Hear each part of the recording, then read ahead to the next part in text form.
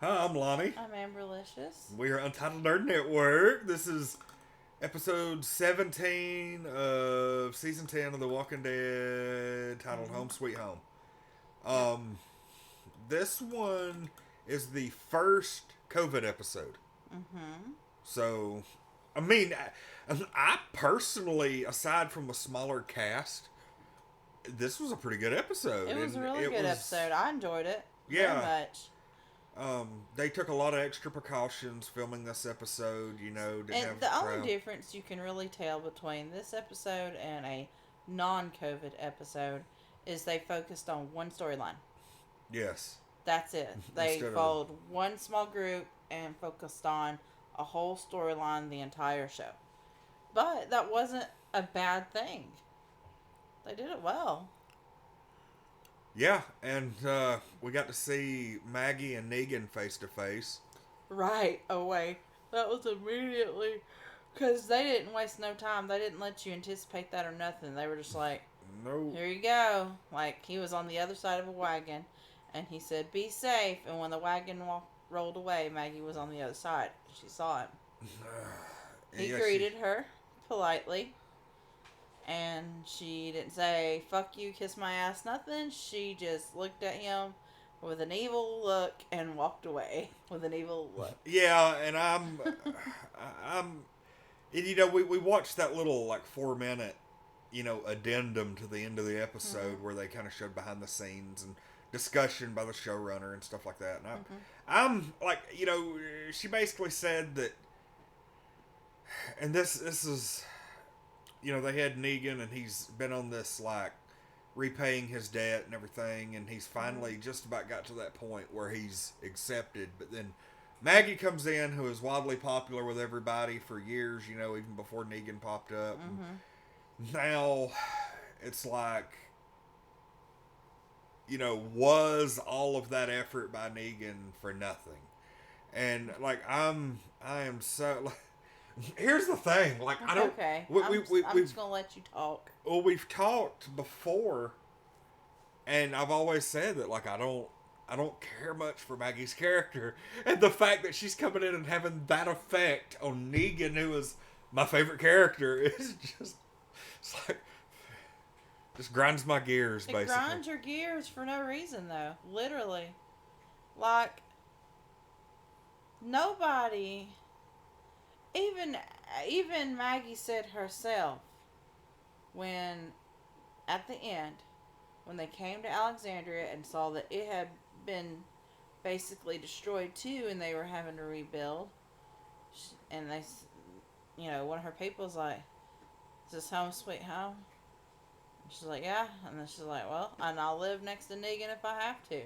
Like, it wasn't, uh, put him away or I'm not moving in. It wasn't, uh, I'd rather stay at Hilltop, burn down. It was, well, I'll live with him if I have to. Yeah, Like, she's not completely come to terms with everything that happened, but she knows she's gonna have to. and I hope she does. And And I think Carol telling her straight away, "Hey, I did this. Hey, he helped me. Hey, he was our only hope." That helped Maggie a lot. yeah, Like, she wasn't happy about it, but she was like, "You know what? Thanks for telling me, though." Because it does. It means a lot as friends. And they talked about that at the end. And I was going to bring that up. But it means a lot as friends when you can communicate a problem and just kind of work through it and still be friends in a mature manner.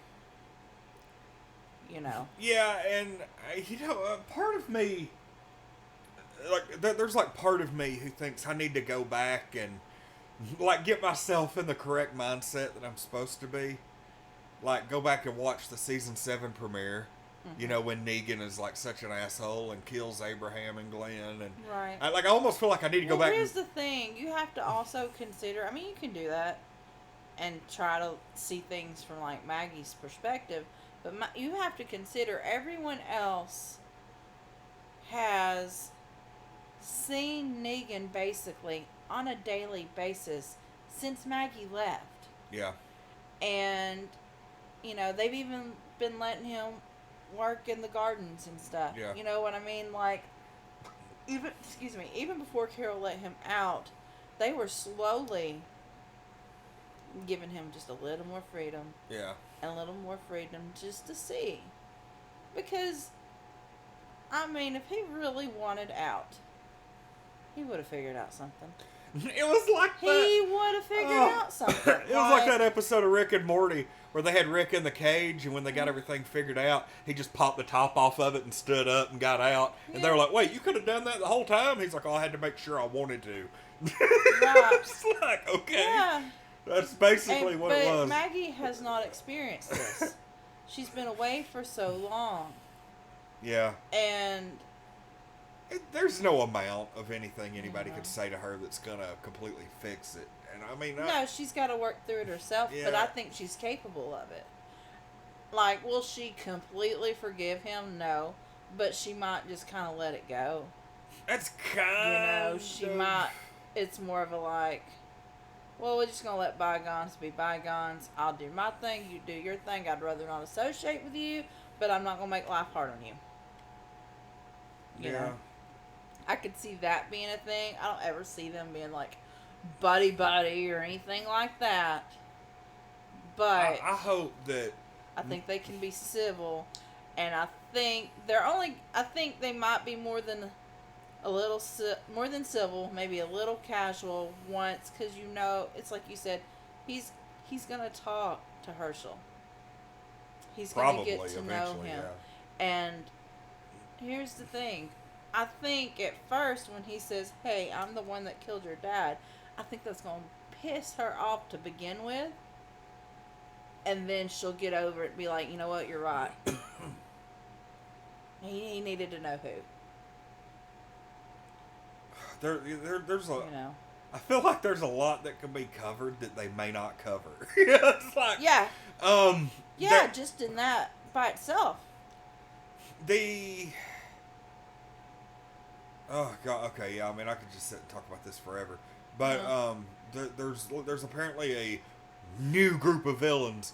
And I'm ready. Like, I'm sorry, but this group that they're apparently dealing with has the flavor of the Terminus cannibals.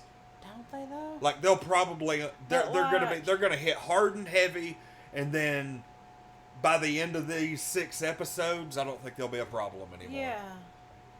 God, every time I see a train, railroad tracks, anything, I think of them fucking Terminus people. Every time they pass one on here, I'm like, God, what if they're still lurking? Like, I know they got rid of them all, obviously, but, like, I still think it just freaks me out a little bit, I'm not gonna lie.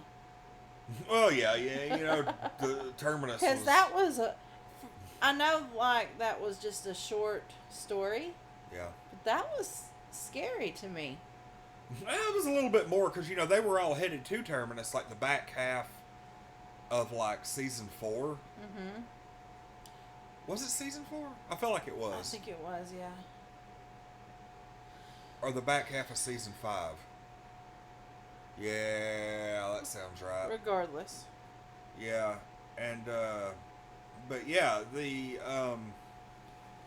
was just, it was a scary plot. They really thought they were going somewhere nice. Like they did, and then it turned out these people were fucking cannibals. Remember when they ate dude's leg and he was like, "Tainted meat. You're eating tainted meat." Yeah, that was Bob, but originally Bob. in the comic books they did that to Dale, and that was how he died. Ugh. Eventually, but yeah. Ugh. That was some crazy stuff. It was. Dale, that was pretty fucking awesome. Dale wasn't the same friendly, cool old guy in the comics that he was in the TV show. Yeah. Dale and Andrea actually had a relationship. It was more like Andrea was sleeping with him in exchange for a ride, basically. Okay. Yeah.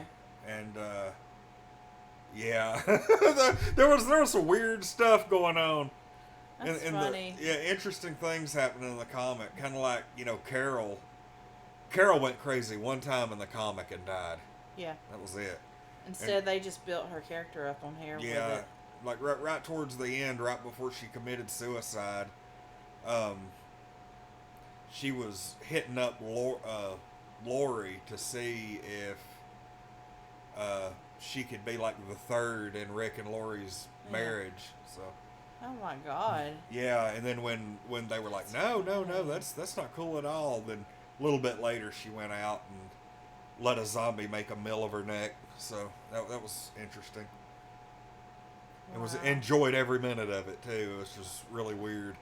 But anyway. God. But no, the Reapers that apparently have followed Maggie have been just killing every community they have, and finally show. I realistically think that Georgie, like what's going to end up happening is Georgie knows where to find Maggie. She knows to go to Alexandria, and then like they're gonna just about be at death's door with the Reapers, and then Georgie's going to show up with some people and save the day. I can already tell you that's probably how this is going to go. And but the fact that they're concentrating on individual stories in this show, this season is supposed to end with a here's Negan. I don't really see how this situation can be wrapped up. Right. Maybe, unless they just hit it hard and we're done by episode 20 or something. Yeah. But we actually got to see Elijah's face, the masked ninja. I honest to God thought it was going to be a while before we did, but here we are.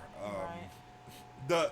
The whole scene where there was a hidden sniper taking them out one at a time. God, that was some intense stuff. That was really good. That was some scary movie shit. Is what that was. Like, especially when he was in the camo, covered with the leaves. Yeah. And then he blew himself up. Yeah, these are some fanatical weirdos that are coming after him. Which really sets the stage, Like, hey, this is just one of them. Imagine what... Yeah, this dude was like, what, stabbed once or twice, shot with an arrow. He got stabbed right here, and he just went.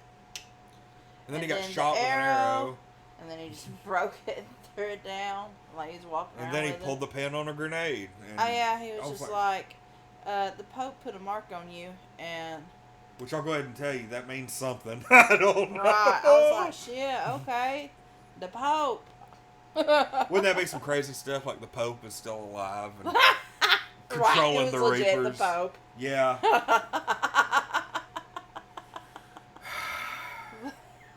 That's hilarious, honestly. Alright. Well, anyway, what do you give this episode? We also got to see Herschel for the first time. Yeah, he's a cutie. He was up in a tree. Like his daddy. Yeah. So cute. Matter of fact, I knew that they were going to show Herschel. I knew he was going to be back or here for the first time, because I don't think they ever actually showed him as a baby. Right. That happened like between seasons. But I read by the showrunner that is Glenn's hat. Yeah, it looked like it, so I just assumed. And that happened in the comic book too, which is rough, because like seeing him as a kid and then seeing him as a kid in the the comic book, and then in the final issue of The Walking Dead, which skips ahead like 15-20 years, to see what such a prick he grew up to be. Aww. I'm very interested to see if they do the same route with him here. We won't know until the very end, unless, because they're going to have to do like a 20-year time jump. But it basically, Maggie's position and everything, and she was really busy. It was a mix of her being too busy to spend enough time with him as he grew up. Yeah. Plus her having a lot of privilege turned him into like the typical rich, spoiled brat. And that's sucky. Like the final issue is basically based around a conflict between him and Carl. So, yeah, interesting. That is, it's sucky. Yeah, I mean, I see it. It's realistic. It's just, it's rough that it ends that way. Yeah. But, anyway. But in true Glenn fashion, like, he was just hanging out a tree. Yeah. Wait for everything to die down. He's all casual. Hey, Mom. Oh, yeah. But anyway, I'm gonna give this episode a 10. Okay. I Yeah. really enjoyed it. It wasn't 11. It wasn't like spectacular. Oh my god! But it, you know, there's a lot of good stuff in it. There was a lot of relationship bonding going on, and Yeah, I we was got to like, see Herschel for the first time. The whole scene with the sniper, like, there was. I mean, you got to see Maggie and Carol, Maggie and Daryl, Maggie seeing Negan, uh, Kelly and what's his name, Elijah. yeah. They've bonded because they've lost a sibling. Maggie and Kelly bonding because she knows what it's like to lose a sibling as well, and that sort of thing. And I mean, there's just a lot going on. I give it a 10. Okay. What do you give it? Yeah, I'll give it a 10 as well. There wasn't anything that turned it into an 11, even close. Yeah. But it was a good, solid, perfect It episode. was. I'd watch it again. Yeah. Like, It was pretty. I bet there's probably a lot of stuff you'd pick up too. watching it The second time. Probably. But yeah, it was really good, and It was really good. I enjoyed it. I'm very interested to see because in like I was saying, these episodes have kind of been trashed by the internet community, but I don't know how much of that is people still being pissed off from season 8 or not. Right. So, but anyway, yep, good all around episode. We'll be back next time for the next episode. I actually had it memorized a while ago, but no. Find Me. Yeah, It's going to be a Daryl flashback episode, apparently, where they find an old cabin where Daryl apparently used to live, and it's like, I guess, the time frame of several years after Rick disappeared. Mm-hmm. So, yeah, it says disappeared. It doesn't say die. So, yeah. I mean, we know that. Right. Look, but the episode after that's Aaron and Gabriel, buddy. That looks fun, too. So, yeah, we've got love it that. looks like we've got some pretty good episodes coming up. All right, so we'll see y'all next time. I'm Lonnie. I'm Amberlicious. We're Untitled Nerd Network. This has been another fun-filled Walking Dead review.